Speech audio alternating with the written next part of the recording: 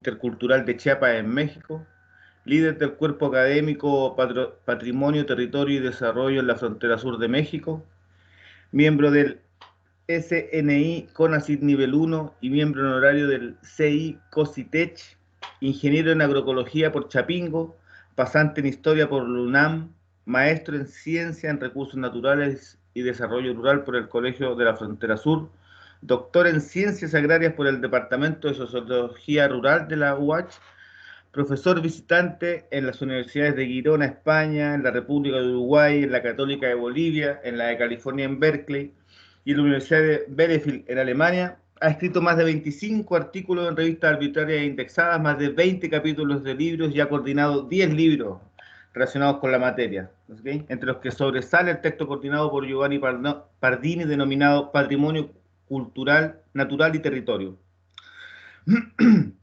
Además, publicado por Claxo, Patrimonio Biocultural, Territorio y Sociedades Afro-Indoamericanas en Movimiento. Por la UNICH, publicó también Desarrollo Sustentable, Interculturalidad y Vinculación Comunitaria por la UNESCO. Coordinó con Estefano Artorelli y Agustín Ávila El Buen Vivir, miradas desde dentro de Chiapas. ¿Okay? En los últimos años se ha embarcado en la defensa del patrimonio natural, en específico de las humedales de la montaña del Valle de Jovel y el estudio de los principales impactos socioambientales de la palma africana en el sureste mexicano. No quiero agrandar esta tremenda presentación.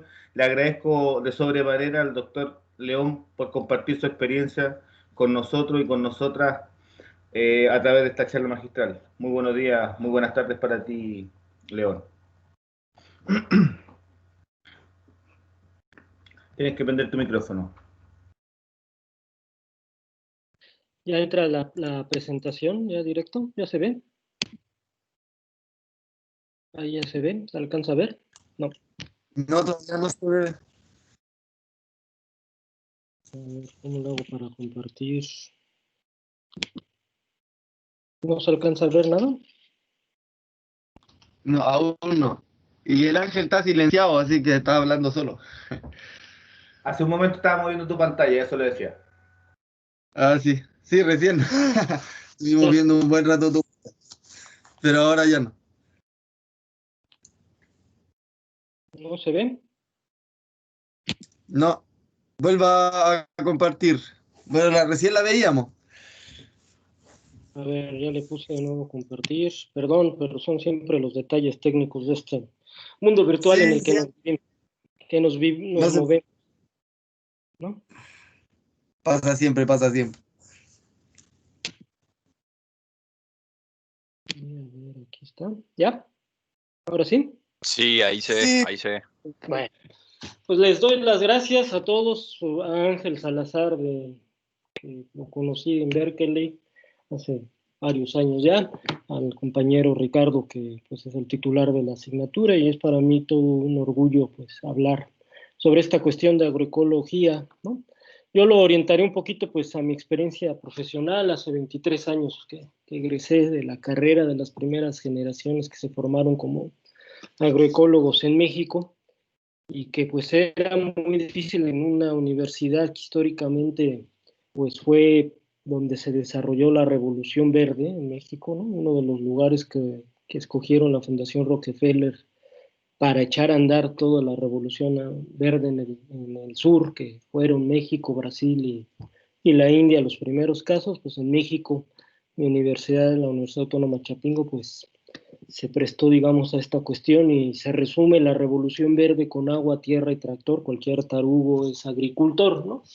Y simplificaron el mundo agrícola, simplificaron todo el conocimiento ancestral que tenía la gente, y bueno, nosotros lo denominamos que fue un proceso de imposición y de colonización que trajo muchos impactos. Sí, aumentó en un primer momento la producción agrícola, pero a largo plazo pues trae una serie de efectos ambientales de suelos con problemas de nitratos, escasez de agua, compactación de suelo, altos insumos. Pues hacer un país petrolero, la gasolina es cara en México, no está subsidiada por el Estado, y entonces eso pues complica la lógica de la Revolución Verde. Tenemos diferentes modelos y esto es importante ubicarlo y hacia ahí me iré. ¿Por qué una agroecología del sur?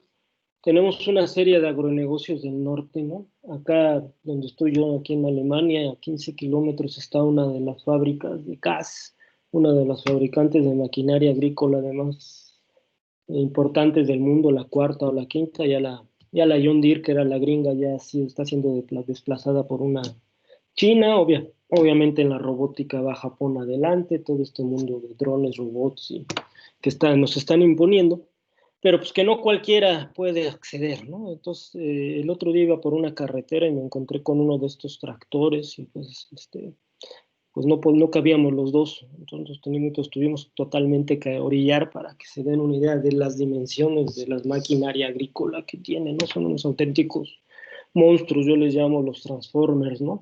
Y entonces va generando todo un proceso de concentración tecnológica y económica de tecnología que pues lentamente van dejando de lado a los pequeños productores y a los pequeños agricultores que no tienen posibilidad de acceder a esto, ¿no? O sea, estamos hablando que un tractorcito de estos, para ejemplificárselos como caso del norte, pues vale 1 millón de euros, ¿no? No sé cuánto estará el cambio del euro respecto al peso chileno, pero pues nos da una dimensión de cómo está el problema. Y en el sur, pues tenemos también fuertes agronegocios del sur, el caso más emblemático es la República de la Soya, entre Brasil, Uruguay, Paraguay, Argentina, Bolivia, pues están generando toda una destrucción impresionante del bosque del Cerrado y de más de 10 millones de hectáreas y de una estela de muerte y destrucción del glifosato, uno de los grandes herbicidas, donde hay un excelente libro que les recomiendo que se llama más de 1000 artículos científicos sobre los impactos en la salud y en el ambiente del glifosato, que es un herbicida que está prohibido en Europa y en Estados Unidos, pues todavía se utiliza en el sur bajo esta lógica de expansión territorial. Ante esto, pues es necesario generar las agroecologías del sur, unas agroecologías mucho más cercanas a nuestra realidad. En el norte a veces sí es importante preocuparnos por lo que comemos, ¿no? Somos lo que comemos. A veces esa falta de una alimentación sana y nutritiva pues nos expone ante las enfermedades, ¿no? En el caso mexicano ya hay estudios que documentan que el COVID se transmitió sobre todo en poblaciones de riesgo por la mala alimentación, por la obesidad, por la diabetes, todos estos problemas generados por lo que le denominamos nosotros la comida chatarra, la comida pues basada en refrescos o bebidas endulzadas, ¿no? Mi estado es muy triste porque donde yo vivo en Chiapas, la población indígena pues toma mucho refresco y entonces pues la pandemia fue muy dura, hubo muchas muertes y fallecimientos. Nos han dicho que el hombre blanco es el que nos da de comer, ¿no? Nos pareciera que las grandes extensiones. Actualmente, en el año 2020, el 75% de los alimentos a nivel mundial viene de las poblaciones campesinas e indígenas de la agricultura familiar. Es un mito esto de las grandes extensiones. Sí, del Amazonas lo sacrificamos para darle la soya para ir a engordar puercos a China, ¿no? Porque la mayor parte de la producción del soya se va. Los chinos no comen esa soya transgénica, no son tarugos, tienen un centro de más de 3000 variedades, razas de soya, donde ellos, digamos, de ahí sacan las variedades para darle de comer a su gente, pero pues con eso alimentan a sus puercos y sus gallinas. Y el resto que nos ha costado de deforestación, que es la producción de res, de vacas, pues se va a Estados Unidos y Europa, ¿no? En Europa hay todo un movimiento, para darles unos datos, en Alemania, que son 80 millones de habitantes, 10 millones de habitantes son vegetarianos, ¿no? O sea, todo un mercado de que come puros vegetales. Y 1 millón son veganos, o sea, que no, ni siquiera huevos ni lácteos, totalmente sin nada, ¿no? Hasta la cerveza vine a descubrir que pasa por un filtro de un pescado y entonces ahí está su cerveza vegana para que no utilice ese filtro del pescado, sino utiliza otro filtro para su tratamiento, ¿no? La revolución verde, pues lo que han tratado a lo largo nosotros que bueno, Ángel, no sé si el compañero Ricardo, que a veces crecimos como agrónomos, pues tratar de reducir el problema, ¿no? El problema es entre una planta y la dosis de fertilización, ¿no? y obviamente quiénes fabrican los fertilizantes, quiénes son los dueños de los agroquímicos, ¿no?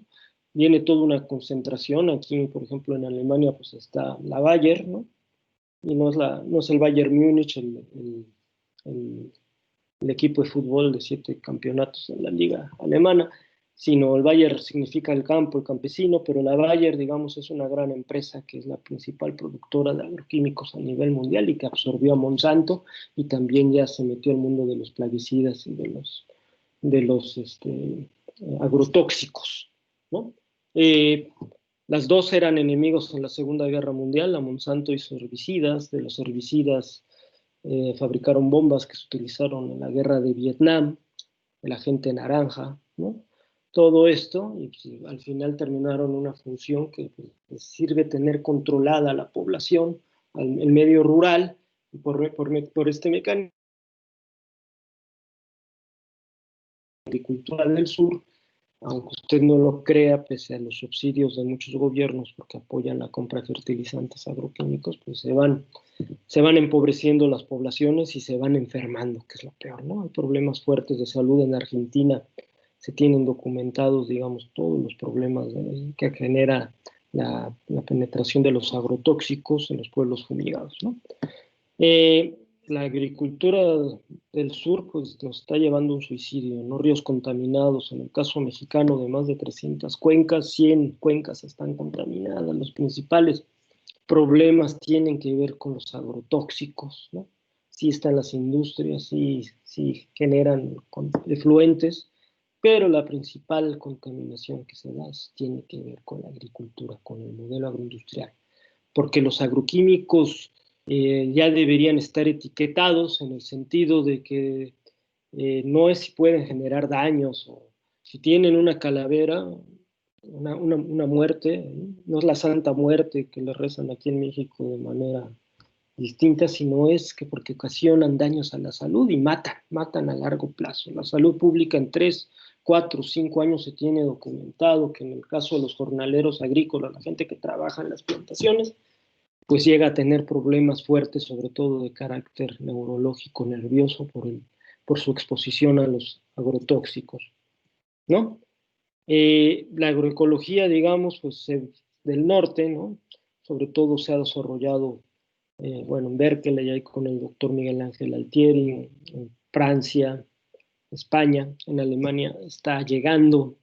Pues tratan de ver solo la parte física, la parte biológica, como si estuvieran en un contexto abstracto, cuando pues están influenciados por mucho, lo que les planteaba, mucho de la cuestión del poder económico, y la tecnología implica un proceso de dominación, ¿no? ¿Cómo romper esta perspectiva colonialista, ¿no? O sea, porque nos tratan de decir, en mis épocas, cuando yo era joven, decía, no, pues había un comercial que decía, el hombre domina la naturaleza, es el dueño de la naturaleza, construye presas y todo, y destruía, digamos, la naturaleza. Destruye la naturaleza y eso genera impactos. Pues es organizándose, ¿no? Es cambiando la perspectiva, es decir, que es posible de otras maneras, ¿no? Esta perspectiva del pez, pues es interesante. Está la película de Nemo, si la han llegado a ver, donde pues ya se van a llevar a Nemo y de repente todos jalan hacia abajo y rompen la red de pesca. Pues así se rompen estos procesos y todos tenemos conciencia de la importancia de la agroecología que está teniendo a nivel mundial. Es importante. En México no solo es un paradigma que sirve para la alimentación, sino sirve para reconstruir el tejido social, favorece la seguridad y la soberanía alimentaria, se dan lazos sociales y cooperativos que permiten meter la noción de la sustentabilidad en el campo. Algunos le llaman, la agroecología es un proyecto de vida, es un proyecto que favorece la vida. Pero al otro lado, los agrotóxicos y la revolución verde, pues es un proyecto de muerte, ¿no? Que está generando muchos problemas, no solo a los trabajadores, a los dueños de los terrenos, sino a los consumidores, ¿no? Está generando fuertes problemas ambientales, ¿no? En la última década, la agroecología se ha posicionado en los debates sociales debido a su potencial para ayudar a la humanidad en su campo. Por ejemplo, este artículo que salió en la Evaluación Internacional del Conocimiento Agrícola de Ciencia, la ha reconocido como un paradigma para la eliminación de la pobreza rural y el hambre en todo el mundo, ¿no? Hay diferentes enfoques de la agroecología, hay muchas escuelas, ¿no? Hay quienes se basan en la agroecología del norte, sobre todo en estudios de ecología agrícola, interacción plantas, insectos, ¿no? En la Escuela de Agroecología de Berkeley, lo que fue después que surgió en Chile el Consorcio Latinoamericano sobre Agroecología y Desarrollo, que es la actual Sociedad Científica Latinoamericana de Agroecología, y una perspectiva más social, humanista, como la agroecología se le ve de una manera más amplia, entendiendo el fenómeno agrícola de manera global, teniendo al hombre como el punto central. Entonces, lo importante es sentir la población rural, identificar las demandas y las dificultades, elegir y establecer de manera conjunta las alternativas de solución y aprovechando los recursos con los que cuenta la localidad, la comunidad, tienen una serie de saberes agrícolas, ¿no? ¿Qué es la agroecología? Se van a encontrar con muchas perspectivas, visiones.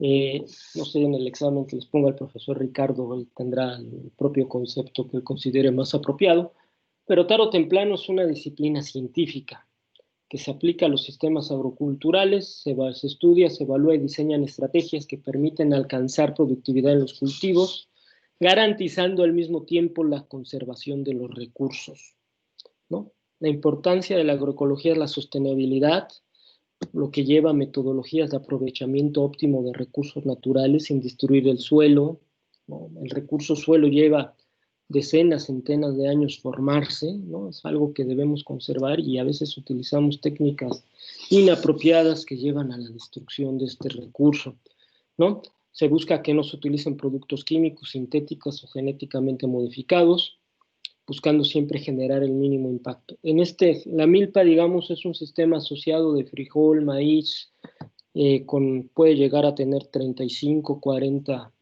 especies asociadas, ¿no? Una aportación de México al mundo. El maíz es el cultivo más sembrado en el mundo, ¿no? Sobre todo en el norte se utiliza más para la alimentación de animales, ¿no? Como forraje y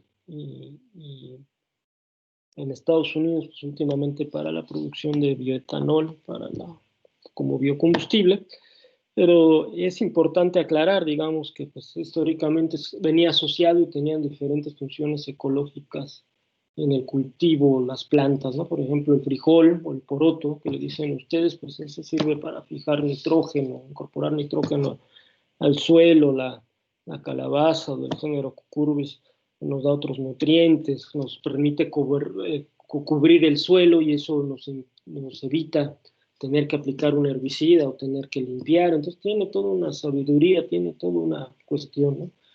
En México, digamos, existe todo un impulso a este cultivo del maíz criollo.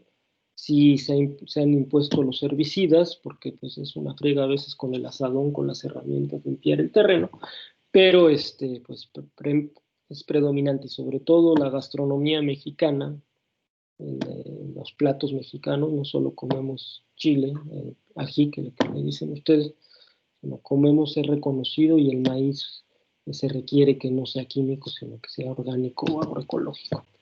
Se propone un enfoque alternativo a la ciencia convencional para el análisis de los agroecosistemas, los sistemas agroalimentarios, el desarrollo rural, y desde la década de los 70 la agroecología es una respuesta teórica, metodológica y práctica a la crisis ecológica y social que la modernización e industrialización alimentaria genera en las zonas rurales. Tarde o temprano, viendo alguna técnica sencilla como la composta, ahorita les enseñaré más fotos, lo que se busca es reciclar la biomasa y ayudar restos vegetales, estiércol animal y fertilizantes para reforzar la acumulación de materia orgánica. Muchas cuestiones están conectadas y se logra un óptimo ciclo de nutrientes. Pero no solo es una disciplina científica la agroecología, también es un movimiento que es abrazado por organizaciones campesinas a nivel mundial. La Vía Campesina es una de las más importantes, que agrupa a millones de agricultores en el mundo, que están impulsando esto como una respuesta a la crisis ambiental en la que estamos viviendo. Y esto ha forzado, por ejemplo, en el año 2014 fue el año de la agricultura familiar, que así lo declaró la FAO, pues que se tengan que abrir espacios a la agroecología y la incorporación, digamos, de políticas públicas de gobierno que fomentan esta actividad, ¿no? En el caso brasileño fue de los primeros países que se impulsó de manera decidida la agroecología, ¿no? Y tiene un avance muy, muy significativo de miles de miembros que hacen agroecología en Brasil. Uruguay el año pasado, después de un proceso de más de 6-7 años, llegó a la creación del Plan Nacional de Agroecología. En Argentina están retomando a través del Ministerio de Agricultura Familiar, digamos, también el impulso de la agroecología. En Ecuador, en Venezuela, el caso cubano, pues es un ejemplo que es a nivel mundial muy importante porque tiene fuertes limitantes al acceso a los fósiles y a las tecnologías de alto costo, y ellos han logrado generar procesos agroecológicos. Pero no queda ahí, ¿no? Por ejemplo, hay un fenómeno interesante en Francia y también que se vivió aquí en Alemania por la pandemia del COVID, donde los jóvenes, pues no pudieron llegar los migrantes rumanos y polacos por la cuestión del cierre de fronteras, pues los jóvenes tuvieron que ir al campo, que vieron la realidad del campo y se enfrentaron a la importancia de la agroecología como técnica y una respuesta sin el uso de químicos, ¿no? Funcionarios tan importantes como el jefe del gobierno estatal de Baviera, que es donde está Múnich y donde juega el Bayern Múnich, y eso que yo no le voy al Bayern, lo aclaro para antes de que me pregunten o me digan, que era importante impulsar la agroecología porque se descubrió que las enfermedades en los mataderos, en las grandes concentraciones de fábricas de carne, ¿no? Yo vivo cerca de un matadero de carne, bueno, está como a 10, 15 kilómetros, donde diariamente matan 35,000 puercos, ¿no? Imagínense, 35,000 puerquitos los hacen chicharrón diariamente, y obviamente más de 700 trabajadores resultaron infectados por el COVID, y se descubrió que pues era esta magnitud monstruosa de estas fábricas de producción de carne, donde pues, un trabajador trabaja 8 horas, pues les podemos dar un cuarto a 3 trabajadores que duerman 8 horas, y nos ahorramos una lana y todavía les cobramos y todavía les limitamos la explotación. Entonces, es donde va ligado lo social con lo biológico, ¿no? Las pandemias no se dan solo en un contexto biológico del murciélago, sino se dan en un contexto más amplio, pues donde el hombre está llegando a ciertos lugares donde antes no llegaba, en la naturaleza, en la explotación de la selva, en la búsqueda de minerales y todo esto. Y finalmente la práctica que nos ha dado miles de años de tecnología agrícola. ¿Cómo va la agroecología en México? Les voy a platicar del caso mexicano porque es lo que más conozco y lo vamos a ir bajando. Respecto a otros países, pues aquí tenemos otra realidad. El 50% de la propiedad es social, está en manos de campesinos e indígenas, actualmente en el 2020, ¿no? Tenemos 22 regiones bioculturales de conservación, donde hay semillas y conocimientos ancestrales. Se tiene un potencial en la producción nacional de hortalizas y cereales. Se tiene 210,000 productores, solo los certificados que tienen el dinero para pagar las certificaciones BIOS, y se tienen más de 673,000 hectáreas y más de 1,000,000 de hectáreas en transición agroecológica. Obviamente, pues se tiene la ventaja de estar cerca de los gringos. Los gringos son el principal mercado para los productos orgánicos. Y bueno, y a partir del cambio de gobierno con la llegada de López Obrador, pues se está creando un plan nacional de agroecología que va orientado hacia la sustentabilidad. Se están creando 1,008 escuelas en todo el país de campo a través de la Secretaría de Agricultura y Desarrollo Rural. Se tiene una carrera a distancia de agroecología y se ve como una oportunidad de salir de la crisis de salud y alimentaria, ¿no? Porque estamos, lo que les platicaba anteriormente. El Plan Nacional de Agroecología contempla uno muy importante, el conocimiento y la educación agroecológica y de patrimonio biocultural. El otro es el manejo sustentable del territorio, el riesgo socioambiental, gobernanza y la difusión.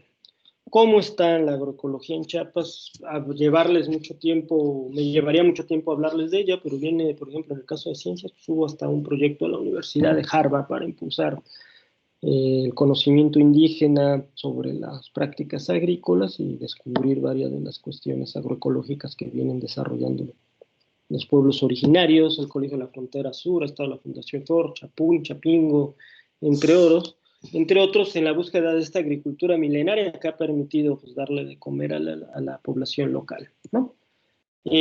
La agroecología acoge los 4 principios que rodean el campo del agro: la productividad, la estabilidad, la sostenibilidad y la equidad, ¿no? Esto es muy importante porque a veces algunas metodologías solo toman algunos de estos principios, olvidándose que pues, no solo es producir, sino también es garantizar a largo plazo, a mediano o largo plazo, que se continúe produciendo. ¿De qué me sirve a mí una parcela o una finca que a los 2 o 3 años voy a agotar la fuerza del suelo, voy a requerir meterle mucho fertilizante, mucho químico para que produzca? Pues a la larga eso lleva al abandono de estos terrenos, ¿no? Lo otro es la equidad, no solo la equidad social, sino también de perspectiva de género, igualdad entre hombres y mujeres, entre otros asuntos. Otro de los principios importantes es el reducir el uso de insumos nocivos para el medio ambiente, costosos y escasos, y aumentar el insumo de insumos naturales y locales. Minimizar las cantidades de sustancias tóxicas o contaminantes. En México, para darles un panorama de cómo estamos en la agroecología, pues tenemos todo este conjunto de más de 400 instituciones, ¿no? Públicas, y tenemos que solo se dan 7 universidades en el país. Uno de los más importantes está donde yo estudié la maestría, está en Chiapas, que es el Colegio de la Frontera Sur, donde podemos ver pues este cuadro de la agroecología, donde ellos ubican pues 5 grandes ejes. Por un lado, la importancia de la soberanía alimentaria, tener la papa, la comida. Todos tenemos la costumbre pequeño-burguesa de comer 3 veces al día, la defensa del territorio, los agroecosistemas, garantizar la sustentabilidad, la permanencia en el tiempo del lugar donde estamos produciendo, las prácticas agroecológicas, las diferentes técnicas, la forma de cómo nos vinculamos a los productores o a los técnicos, no solo de una manera como fue la Revolución Verde, regañándoles, diciéndoles: ustedes son menores de edad, les traemos la ciencia producida en la Universidad de Iowa, en la Universidad de Colorado, en las Grand Universities, ¿no? En la Revolución Verde de anecdotario, solo hubo un profesor de Berkeley, el doctor Sauer, que les dijo que lo que estaban haciendo era incorrecto. Todos los demás se consideraban misioneros que estaban llevando el conocimiento al sur y generaron un desastre en varias regiones de México, porque la gente dejó de cultivar algunos de sus alimentos por hacerles caso, y hasta hubo hambrunas y todo, ¿no? Y finalmente el sistema alimentario. Donde yo estoy es la Universidad Intercultural de Chiapas. Ahí tenemos un eje orientado a la agroecología. Hemos dado pues, estos libros de los que habló Ángel, que me ha tocado coordinar, como una cuestión, digamos, de la posibilidad de formar técnicos en agroecología. La otra parte tiene que ver cómo se ha desarrollado, ¿no? Y esto ha sido con las poblaciones indígenas, a partir de diálogos, las escuelas de autodesarrollo, y se han generado también libros y productos sobre los huertos familiares, sobre el patrimonio, sobre la milpa, sobre los sistemas mesoamericanos de policultivos mesoamericanos, que pues tenemos varios cultivos asociados, los cuales pues evitan la llegada de plagas, de insectos, permiten la regeneración del suelo y todo, y que producen rendimientos por unidad de tierra entre el 20 y el 60% más elevados que en los monocultivos. Sí, a lo mejor pensarían, bueno, el maíz, si en Iowa alcanzan 14 toneladas por hectárea, ¿no? Pero le meten mucha energía en el tractor, en mover los agroquímicos, en esa agricultura en gran escala. Y en Chiapas, pues no solo sacamos maíz, sacamos frijol, sacamos cacahuates, maní, sacamos calabaza, chile, tomate, muchos cultivos en una unidad de terreno. Y está científicamente probado, y eso es el problema de fondo, que eso le da de alimentar a las personas, ¿no? En cambio, en Iowa pues, le da de alimentar a los carros, ¿no? Porque la mayor parte ya se está yendo a bioetanol, ¿no? ¿Cómo está en otros lugares, digamos, más como escuelas campesinas? Por ejemplo, está el caso de la Universidad de la Tierra, en la cual llegan directamente nombrados por su comunidad y los van formando de manera técnica en agroecología, y existe la otra agroecología desde la base, ¿no? Por ejemplo, los zapatistas, que es un movimiento social indígena, pues ellos han organizado sus cooperativas autónomas de café, exportan a Alemania, Estados Unidos, Francia, España su café que se produce. Chiapas es el principal productor de café orgánico en México y uno de los más fuertes a nivel mundial en esta parte de sustentabilidad. Obviamente sé que Brasil inunda el mercado mundial de toneladas de café muy malo, de mala calidad, que los alemanes no lo compran, ¿no? Los compra la Nestlé y los hace, los refacciona y nos los venden frasquitos, y hay los tarudos que toman de ese café, ¿no? Existe también esta parte de los promotores comunitarios, en la cual la agroecología está basada en la coevolución de los sistemas tradicionales de la producción con la incorporación del conocimiento científico validado por las sociedades campesinas, de un diálogo de iguales, sin imposición. Han impulsado procesos agroecológicos, tienen mercados diferenciados de productos agrícolas, se resisten al proceso de agroindustrialización, de imposición de cultivos, por ejemplo, la palma de aceite, ¿no? Que es lo que yo he estudiado, ¿no? Que viene como a veces como una imposición para el trópico, pero genera fuertes procesos de deforestación y de daños a los suelos, y como un proceso de alternativa, ¿no? En Chiapas pues ha habido todo procesos agrarios que llevan a la creación, digamos, desde la pastoral de la tierra en la Sierra Madre de Chiapas, pues que llevó a la creación de estas primeras cooperativas de café orgánico. Solo en Chiapas, para darles una idea, hay más de 250 cooperativas que se dedican a la producción de café orgánico. La mayor parte está certificado y la mayor parte exporta a Europa, Japón y Estados Unidos, ¿no? Primero pues se desarrolló aquí en esta parte de la Sierra de Motocintla, pero que nos da una idea, digamos, de cómo es el proceso importante de construir a una alternativa, y la agroecología tiene un papel muy central, ¿no? Aquí tenemos otras en la Unión Campesina Indígena de la Zona Norte, el CIRSA, las comunidades indígenas de la región de Simojovel de Allende, tienen otros vínculos con la Unión Campesina Indígena Regional del Istmo, que está en Oaxaca, después crean la Orcao, todo este proceso ligado a la producción orgánico con sus mismos promotores de agroecología que hablan la lengua indígena, que permiten, digamos, pues tener esta potencialidad no solo productiva, sino social y económica.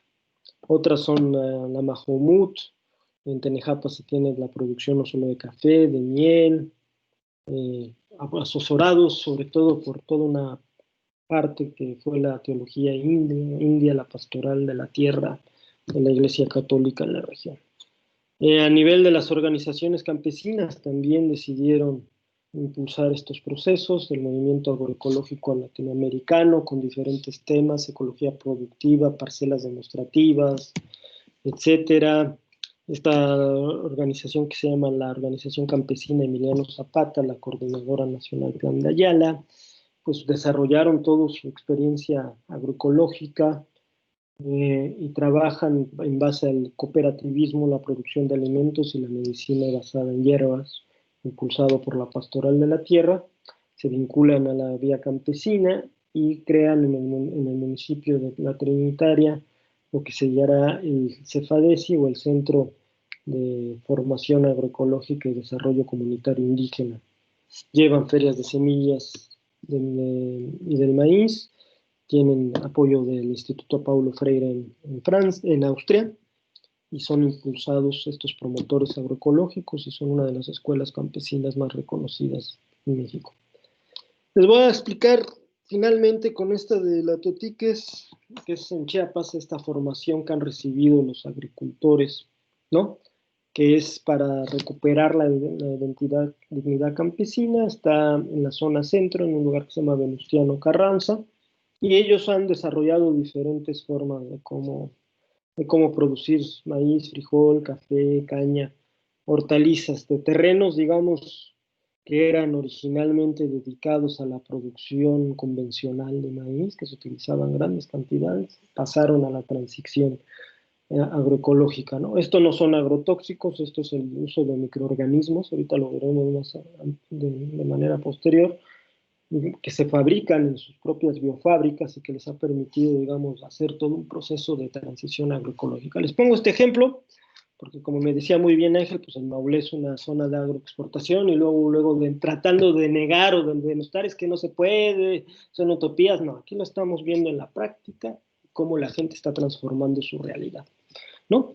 Tienes una agricultura campesina de conocimientos integrados. La gente se dialoga y se tiene y se logra esta fuerte producción de maíz, ¿no? Inducidos, donde se meten los microorganismos, se generan los biofertilizantes por la misma organización campesina, hay control biológico de plagas y de los cultivos, humus exiliados de lombriz y los abonos orgánicos.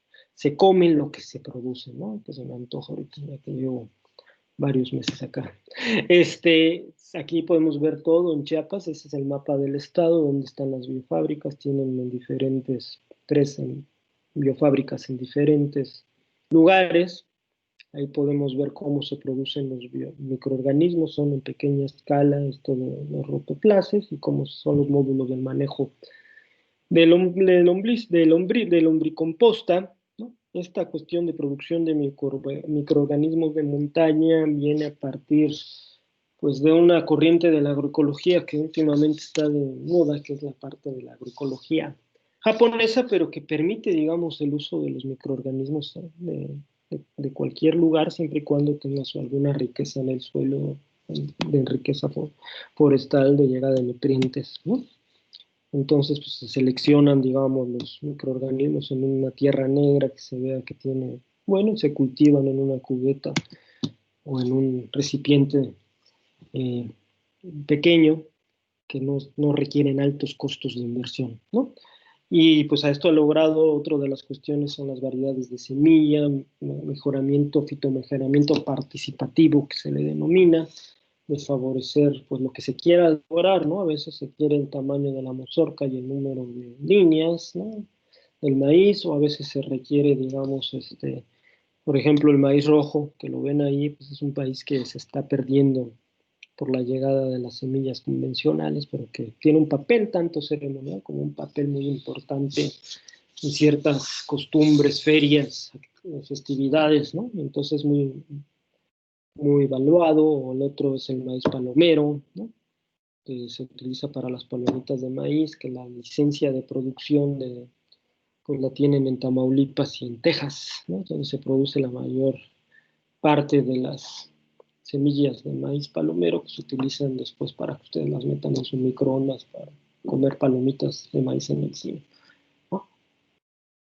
Entonces, en base a lo que quieran producir los campesinos, se dan la selección, se intercambian, se favorecen, resistencia a la sequía, al viento, por tipos de suelos, toda esta parte local que es importantísima, porque a veces lo que pensamos es que todo es igual, un terreno, una región, y no, hay diferentes tipos de suelo, diferentes tipos de vegetación, etcétera, etcétera, ¿no? Y se defiende la semilla. El maíz es algo muy estratégico en México. Es la zona donde es originario el maíz, ¿no? Donde están las pruebas más antiguas. Por ahí los peruanos andan diciendo que ellos... yo estaba en Perú cuando me lo dijeron y no me pude defender, pero también tarugos, ¿no? Tiene que ver con esta defensa, sobre todo ante la llegada del maíz transgénico. El maíz es una planta de polinización cruzada, es decir, el macho y la hembra tienen que, para llegarse a fecundar, tiene que viajar el polen, y a veces llega a contaminar 2, 3, 4 kilómetros, En Estados Unidos ha pasado eso con Monsanto, han llegado hasta demandar a la gente que le llegó su polen, y en México pues se ha prohibido, digamos, la presencia del maíz transgénico en maíz. Y el actual gobierno ha sido firme en eso, que no se van a dar permisos ni para experimentación de maíz transgénico, porque pone en riesgo las semillas mexicanas y todo el patrimonio biocultural, porque de ahí viene nuestra comida, ¿no? Finalmente, pues este equipamiento de estos pequeños laboratorios de producción de bioorganismos que lo maneja la organización campesina, que sí implica una inversión mayor, pero no muy costosa, mucho más barata, 10% de lo que cuesta un tractor con robot y dirigido desde un dron en el aire, en una torre de control, ¿no? Se cultivan los microorganismos benéficos, aquí pueden ver las fotos, y esto se implementa en huertos familiares con la gente, con los productores, para garantizar su comida, su papa, y garantizar por la sobrevivencia y la alimentación para los pequeños. Se dan talleres de biodigestores para el manejo del gas y de los biofertilizantes, y pues es una manera finalmente de este diálogo de intercambio de campesino a campesino, que da una idea de la masificación de prácticas agroecológicas y que da muy buen resultado. Finalizando, hay múltiples caminos y semillas en la formación agroecológica, no hay uno solo, a mí me gustaría que quedara eso claro. Tenemos una historia milenaria, somos centro de origen de la agricultura, ¿no? Y no surgió hace pocos años, no es un producto técnico de denominados. Existe un modelo mesoamericano de manejo agrícola, que es una aportación a la humanidad del patrimonio biocultural. Hay una crisis agrícola generada del Estado por políticas anticampesinas que buscaban destruir las bases de la agricultura tradicional. Hay esfuerzos organizativos a múltiples niveles, ONGs, movimientos sociales, centros de investigación, el mismo gobierno federal actual. Y la agroecología es una base metodológica para frenar el cambio climático, es adaptable y tiene una sustentabilidad fuerte. Pues muchísimas gracias, gracias por escucharme. Espero no haberme extendido mucho. No, para nada. Todo bien, muchas gracias. La verdad es que teníamos tiempo y nada, muy interesante. Me gustaría, no sé si algún estudiante quisiera aprovechar la visita para hacer alguna consulta, algo.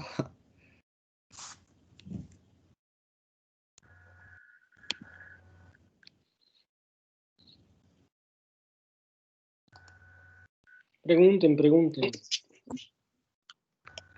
Hola. Hola.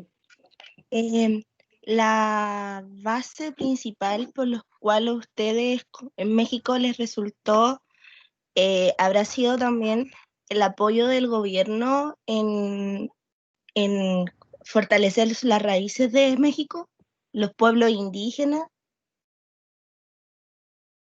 ¿Pudo haber sido un factor? Obviamente, el apoyo del gobierno es reciente. Hasta el 2018 tú tenías regímenes que no iban por la agroecología. Y es más, hay un sector fuerte en el actual gobierno que no va por la agroecología. Tiene que ver más con una historia milenaria, con la lógica de cómo los pueblos indígenas en México están organizados, son cerca del 15-20% de la población. Junto con Perú es el lugar donde más millones de personas habitan y hablan una lengua indígena. O sea, no, en proporción hay más indígenas en Bolivia o en Guatemala, pero en número, millones de personas hay más. En México, alrededor de 20 millones de indígenas, y eso lleva, digamos, a defender los cultivos tradicionales. Yo no vería un factor más que ver, digamos, con esa historia de resistencia a la colonia española y posteriormente a los diversos gobiernos que quisieron destruir su manera de cómo ven el mundo, de defender la naturaleza, los bosques, las selvas, su territorio. No sé si me explico. Y tienes estos sistemas de policultivo. O sea, muchos de los cultivos que comemos, como el cacao, la vainilla, vienen de esta zona de Mesoamérica, ¿no?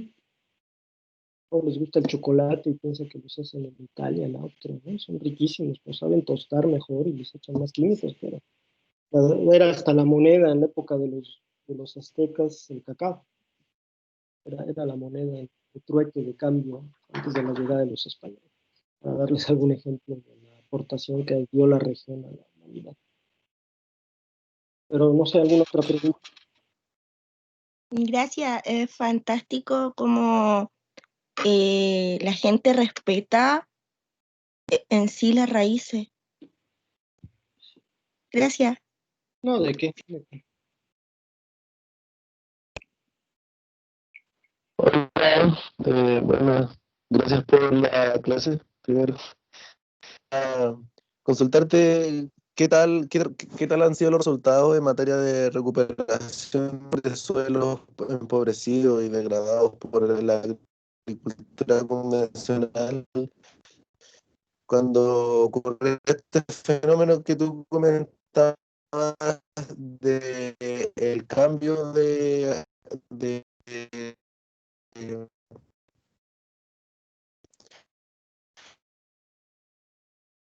Bueno, no se escucha. de Tiene problemas con su señal, José. que A ver se está si... tomando en algunos lugares en donde los terrenos han sido cultivados de manera convencional y que se estaban en transición a la agricultura orgánica o agroecología. Bueno, de lo que alcancé a escuchar, sí hay un proceso. ¿Se escucha ahora? No se escucha. Ya, no, si no se escucha, no importa. Se perdió parte de la intervención. Hay todo, está empezando, ¿no? Digamos, el proceso de transición agroecológica llega a ser de 3 a 4 años el proceso. Y al principio, el primer año es muy complicado porque normalmente viene una pérdida en la producción. Yo lo vi en el café, a mí me ha tocado asesorar a los productores de café y tienes que hablar claramente con la gente. O sea, el primer año vas a perder porque la gente es como yo le llamo procesos de drogadicción de la gente o de la gente que la mantuvieron viva a partir del suero, le quitas el suero, le quitas los insumos químicos y a veces el cuerpo se tarda en recuperar y es lo mismo que pasa con los suelos, ¿no? Y entonces, a veces es muy importante hablarlo con los campesinos y productores porque si no se sienten desilusionados y vuelven a los químicos, ¿no? Vuelven a la droga, le llamo yo, a la adicción. Pero lleva eso 3, 4 años. Y ya al tercer, cuarto año ya das buena producción si lo sabes manejar agroecológicamente y con una serie de técnicas, ¿no? La agroecología da trabajo. O sea, uno de los grandes problemas en el mundo actualmente es que tienes cerca del 10, 15% y ahorita con el COVID más de gente parada. Es una friega, es mucho esfuerzo, pero pues es algo que todos hacemos, es una actividad vital, nadie dejó de comer en el COVID, ¿no? En la pandemia todo el mundo comemos y es ahí donde está la importancia estratégica de la agroecología como productora de alimentos, ¿no? Garantizar alimentos de buena calidad que permita a la población pues, hacerle frente a sus otras actividades, ¿no? Bueno, no sé, ¿alguna otra pregunta?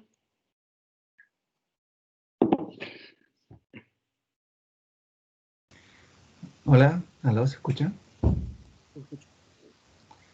Yo tengo una pregunta, pero es como hacia el profe Ricardo, con presencia de usted, don León, porque creo que en Chile conoce muy poca información, así que mi pregunta es si es posible utilizar el método que se utiliza en México, aquí en Chile, porque aquí se ve mucho monocultivo. Quiero saber si es posible generar un cambio.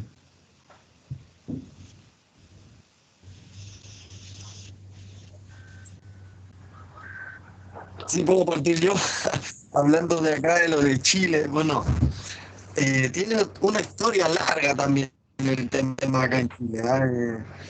De hecho, la misma agroecología que estuvo impulsando Altieri desde California por sus contactos acá en Chile, se empezó a probar acá primero.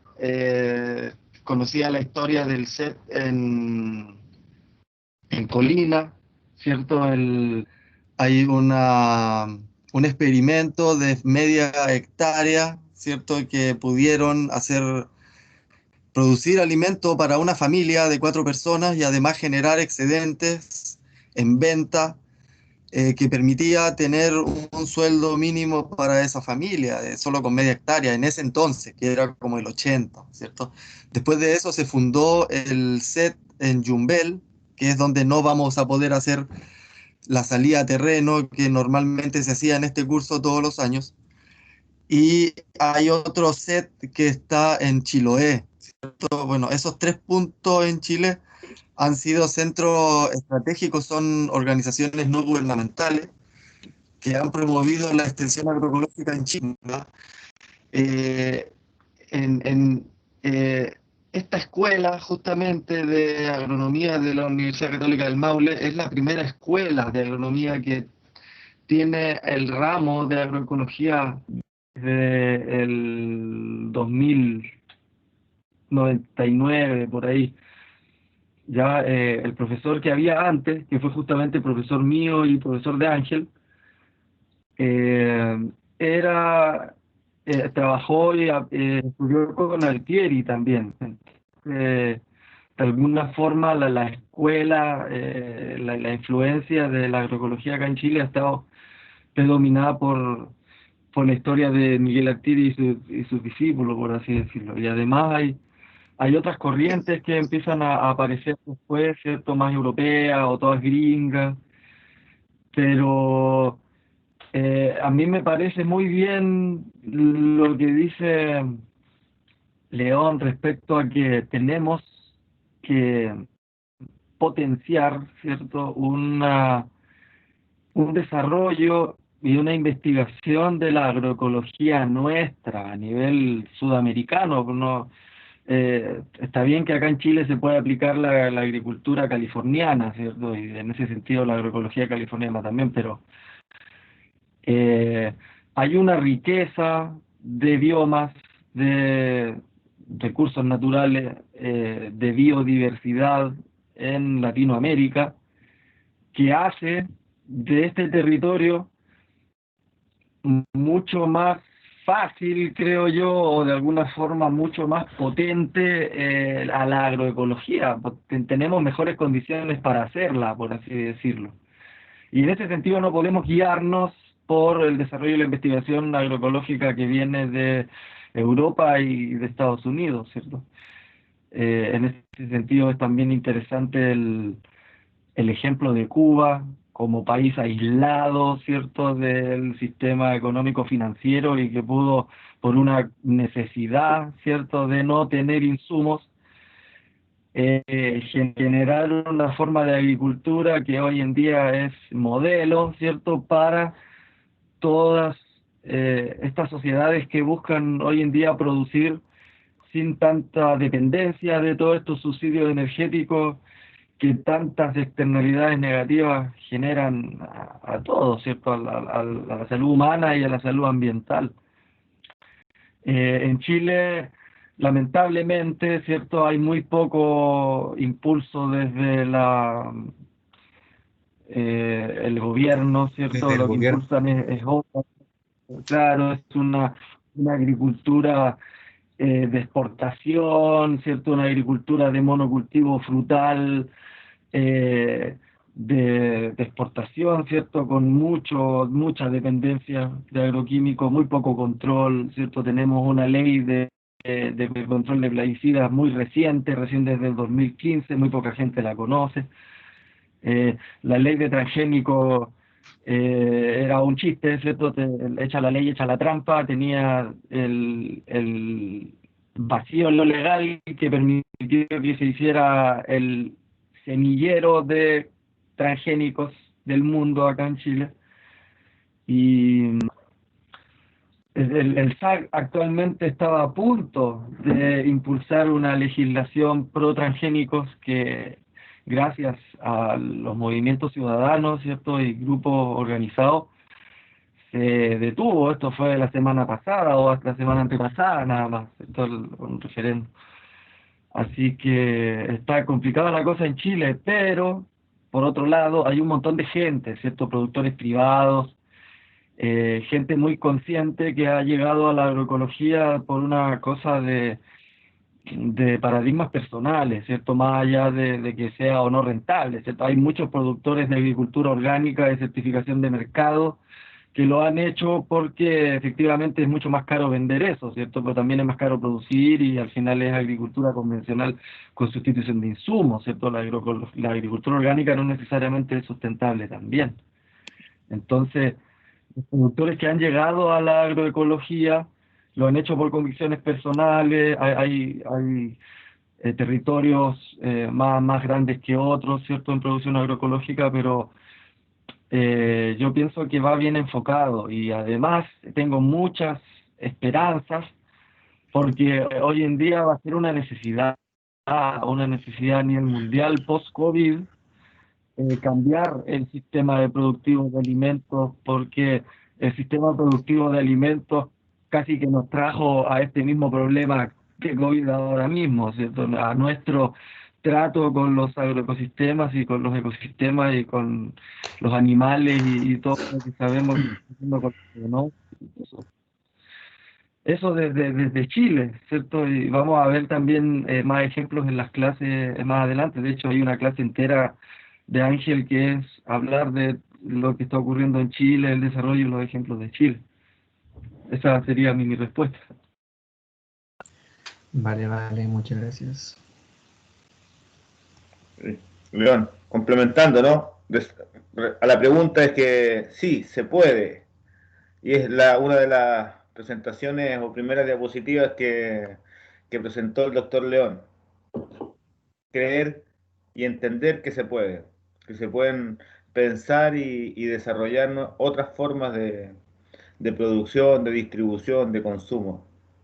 León. ¿Pregunta? Existen, Bueno, o sea, yo creo que no es si se puede. O sea, solo a nivel latinoamericano, lo que les decía, en México, fácil, debes de tener unas 5.000 empresas que se dedican a producir, cooperativas, organizaciones campesinas que se dedican a producir agroecológicamente, ¿no? En Ecuador igual tienen todo un desarrollo de la agroecología muy fuerte, ¿no? Entonces se puede. Y en Chile yo creo que el problema fundamental, yo lo he visto de esta parte que les planteaba en la diapositiva de la Revolución Verde, que nos la han metido hasta la médula. Te han dicho el único camino para producir alimentos es echarle fertilizantes, es echarle químicos. Y el que está fuera de ese camino está en un error. ¿Y por qué no lo han dicho así? Porque pues es un negociazo impresionante. O sea, hay estas empresas como la Bayer, como Bayer Monsanto, la BASF, que se dedican a producir agroquímicos, pues son de las grandes empresas millonarias a nivel mundial, no son negocios, ¿no? Y pues obviamente en esa lógica, pues forman a la gente para seguir haciendo más negocio. Cuando se puede, o sea, el conocimiento ya está, o sea, como dice muy bien, Altieri empezó en la década de los 70s, 80s, ¿no? ¿Por qué no se ha masificado? Pues porque no lo dejan, le rompes la idea del negocio. Yo les planteaba esto de los totiques en Venustiano Carranza, porque es una zona donde se produce, utilizan, como dieron, a lo mejor no la tecnología de punta maquinaria, pero llegan a utilizar de manera intensiva recursos, y ahí se pudo cambiar la producción de química agroecológica y hacerla más diversa y todo, o sea, que se puede. ¿Cuál es el secreto? Ustedes que se están formando, tener más gente formada en agroecología. No sé si lo dije, pero uno de las cosas que se va a hacer más y que a mí me toca coordinar, y por eso Ángel me invitó a la conferencia. En México se creó un comité de pertinencia de la carrera de ingeniero en agroecología, donde se busca extender a la mayor parte de las universidades en la geografía del país la carrera de agroecología, con el objetivo de tener la gente preparada con una nueva perspectiva que te permita responder a lo que dijo muy claro su profesor Ricardo. O sea, el COVID nos dejó claro, buscamos comida sana, cercana, local, producida con buena calidad, o sea, calidad en el sentido de que no nos envenene, no nos genere problemas colaterales como generan los refrescos o genera las sodas, creo que les dicen ustedes, la Coca-Cola, esas cosas. Por ahí es el secreto. No es ya, por ejemplo, en la India el movimiento agroecológico son alrededor de 15 millones de personas, ¿no? O sea, no es algo que sea una secta o algo, es algo ya que se está moviendo en el mundo. Aquí en Alemania hay varias universidades ya que han abierto, digamos, la carrera de agroecología. Bueno, los centros de agroecología, ¿no? Que buscan esta cuestión de investigar la agroecología. Y en Estados Unidos igual, ¿no? No se diga Japón, si le digo que está viniendo toda esa agricultura a Japón. Japón tiene muchas cuestiones que es poco analizado porque está, bueno, más a ustedes les queda más lejos que a nosotros, pero de todas maneras no he tenido la oportunidad de ir, para salvar su producción de arroz, que Japón decidió el arroz. El principal productor mundial de arroz es Estados Unidos, se conoce poco ese dato. Todo el mundo piensa que China o Japón, no Japón. Pero Japón, el 100% de su arroz para alimentación humana lo siembra bajo cuestiones agroecológicas y bajo sus principios orgánicos, ¿no? Porque tiene que ver con la salud de su población, y sobre todo de los países con población anciana o de edad de mayor edad en el mundo, ¿no? Entonces es ahí donde se vuelve de manera estratégica importante, ¿no? Y así hay que ver, o sea, yo creo que es darles la bienvenida a la carrera, échele muchas ganas, póngale esfuerzo, póngale ahínco. Están estudiando algo que es para el futuro. La agronomía ya se va a quedar en el pasado, estoy casi seguro. Esto viene para el futuro. Están construyendo ustedes el futuro como futuros estudiantes y tienen excelentes maestros, ¿no? Échenle ganas. Yo diría eso, pero no sé si hubiera otra pregunta o comentario. Pues adelante. Gracias.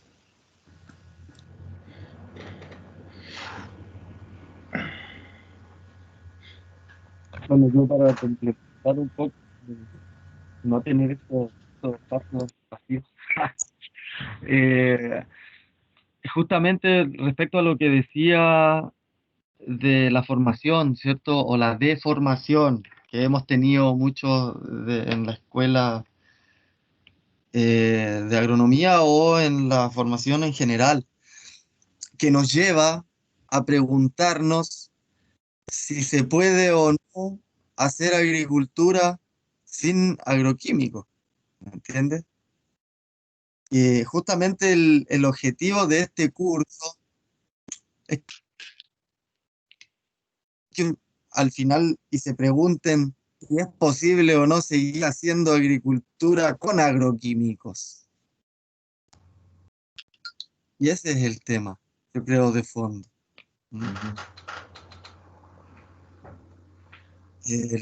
La agricultura es la actividad humana que más impacta a los ecosistemas naturales. Y la agroecología tiene el potencial de ser la actividad humana que también más puede impactar, pero positivamente, a los ecosistemas mundiales. Creo yo que es no solo el tema de producción, sino de generar bienestar social, que hay un montón de trabajo, y además tener un medio ambiente muy saludable, muy biodiverso, y eso se puede lograr a través de la agroecología.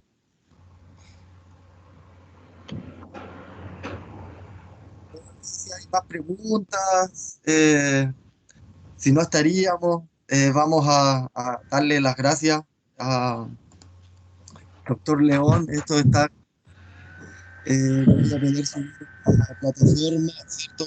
Primera clase.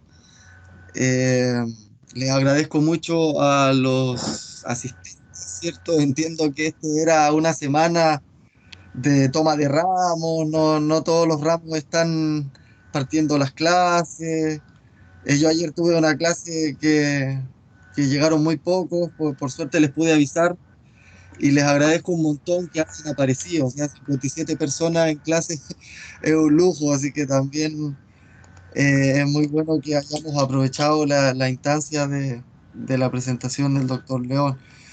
Un agrado también presentarles a Ángel, que nos va a acompañar el resto del curso. Y los despedimos, pues, les damos muchas gracias. Si tienen algunas palabras, y ya podemos ir terminando la clase y nos vemos el próximo miércoles. Bueno, León, gracias. León, te agradezco mucho tu tiempo. Gracias por colaborar y por dar este mensaje importante para la formación de las jóvenes y jóvenes acá en nuestro país. Tenemos un tremendo desafío nosotros como profesores y ellos también como estudiantes. Así que muchas gracias a ti y, Gracias. y a Ricardo y a todos ustedes por asistir hoy día. Que estén muy bien. Nos vemos en la siguiente. Gracias, Ricardo. Gracias. Muchas gracias, León, por todo. Muchas gracias, Ángel. Muchas gracias, querido estudiante. Y nos estamos viendo el miércoles. Voy a Ujú. detener la grabación y vamos.